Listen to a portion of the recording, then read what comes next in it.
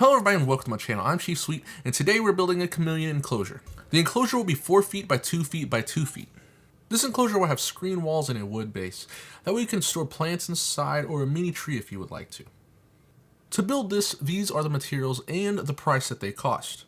10 1x2s, 6 feet long at $35. Screen, which is a Pfeiffer 36 inch by 25 feet at $24. Paint, which you don't need to use the paint. I use drylock because it's a sealer paint. You could use polyurethane or anything you want to. Polyurethane will actually be cheaper and it'll have a natural wood look if you're into that sort of thing. The screws I use, you don't have to buy big boxes, but I bought the big boxes because I'm always building things for $20. I got one 2x2 piece of plywood at 1/4 inch for $7. And last but not least, the handle, the hinges, and the locks all came to a total of $15. The entirety of this build came to $134. To start this build off, I got 4 1x2s, measured them at 48 inches, and cut them where I measured them. I used a Stanley handsaw to cut all wood in this video. With the 4 leftover pieces, I cut 2 at 22 inches and another 2 at 24 inches. I grabbed 2 1x2s and I cut 2 24-inch pieces off and 2 22-inch pieces off. After all the cutting, the entire frame is now ready to assemble. To build and secure the top and bottom frame of the enclosure, I'm going to be using number 6 1.5 inch wood screws, a drill bit similar size to the screws, and Loctite wood glue to bond the wood together. I use an electric drill for this, but you can use an old-fashioned one if you want. Now, this is why you're going to have the 22-inch pieces, because when you put it into the frame, the 24-inch piece is going to sit on the outside, and when you put the 22-inch piece on the inside of the frame, it makes a complete 24 by 24-inch square. Now, let's go ahead and put the frames together. Now, before we screw it into place, I go ahead and drill a hole for the screw, because if you don't, it can split the wood. When screwed it in like this, I don't put the drill bit all the way in. I just kind of use it as a guide and I lift up the other piece of wood and then drill in the hole deeper this way. Makes it easier for me. I apply a generous amount of Loctite wood glue and I go ahead and screw it into place. Repeat this process for all 4 corners and you're going to have a complete square. Now for the bottom frame, you're actually going to have to cut another 22-inch piece of 1x2, and I'm going to go ahead and line it up in the middle of the bottom frame so that way it gives more support for the plywood, so if you want to put a big potted plant in there, it's going to be able to hold it. Again, I drill a hole, I use Loctite wood glue, and I secure it into place with a screw. I then use 80 grit sandpaper and I smooth down the top of the 22-inch stud because it was just a little tad high, and so that way it'll be level when I put the plywood on top. Once I'm done sanding, I secure the 1/4 inch 2x2 piece of plywood to the bottom of the frame with number 6 3/4 inch wood screws. It is a thin piece of wood, but once screwed in and painted, it feels way stronger. I apply the 4-foot long 1x2s to the top frame first, lining up all pieces perfectly. I mark each of them so I can drill a hole, apply the glue, and screw them into place using number 8 2.5 inch deck screws. Now once all 4 sides are screwed in, I'm going to turn the enclosure upside down. I get the bottom frame and lay it on top. This will make the install easier. I use the same process for each stud as the top. Drill a hole using a similar size drill bit, number 8 2.5 inch deck screws, and wood glue to secure the bond. After I secured the base of the enclosure, I cut 2 21 3/4 inch 1x2s and 2 21-inch pieces to secure the inside of the frame. I marked 12 inches above the front and back of the enclosure and 14 inches on the sides.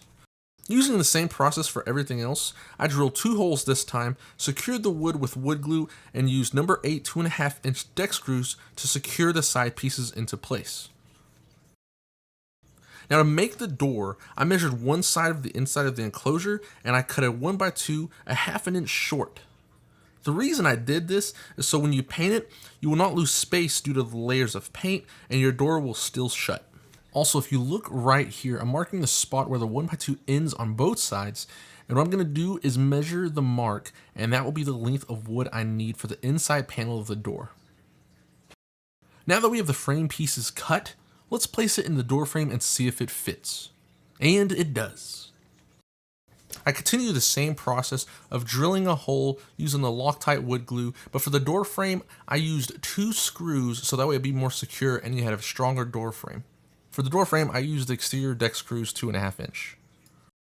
To finish the bottom of the frame, I measured the inside of each side of the wood and cut the 1x2 to fit perfectly inside of the bottom frame to complete the frame, so that way if you put plant in there, it's not going to slide off the side. If you seal it properly, water's not going to spill out. And I used the wood screws to secure this in place, as well as Loctite wood glue. Now that's all done, we can start painting the enclosure. I use a drylock extreme bright white. You don't have to use this. You can use polyacrylic, which is also reptile safe. I only use this because I already had it laying around. I applied 4 coats, and as you can tell, it is done and it looks beautiful. The next step I started was the screen, which is the easiest part of this entire build. I used this staple gun I bought for $20 at Home Depot and these staples to secure the screen. To cut the screen, I used this razor blade knife that I got at Walmart for $2. All you have to do is lay out the screen, make sure it's tight, and just start stapling away. I stapled every side except the top, and that'll come later on. To install the door, I used these clamps I got from Home Depot. They cost me $3 a piece. I put the door frame into the enclosure, and I held up the door with these clamps. From there, I installed these 2.5-inch hinges the same way, drill a hole, and screw it in to keep the wood from splitting. During this process, I also installed locks so that way my children couldn't get in, as well as the handle. I cut the last 1x2 I had to 22 inches, and I'm going to secure it to the top of the frame the same way as I did everything else. Drill holes, apply wood glue, and use 2.5-inch deck screws. The reason we are adding this piece of wood is purely support. This wood is going to be the support for the UV lamp and any water dripper that you have. The final step of this build is laying the last bit of screen over the top of the build, as you can see here. I only have 2 small pieces, and that's because I accidentally knocked my enclosure over and it ripped the side screen, so I had to replace it, and this is actually all I have left. I was too lazy to go back to Home Depot, so I just made this work. And it's worked ever since. So once I was finished with this, it is now complete. The entire enclosure is ready for decorating. So the second thing I did after putting live plants inside is install these screw eyes, which I will use as anchor points for foliage and vines on the inside. To secure the foliage to the anchor points, I use zip ties, which I got for $2. So that's what you see right here is me securing these vines into place, so that way when my chameleon walks all over the cage, I don't have to worry about the vines just falling off out of nowhere, her getting hurt or anything like that. Now, after all that work, the entire enclosure is done. It's fully decorated and it's ready for my chameleon Yaya to break in her new house. I hope you enjoyed this video, and if you think you can't build this, don't worry, because this was only my second build ever. I believe in you. If you have any questions or comments, please leave them down below. Thank you for watching. I'll see you next time.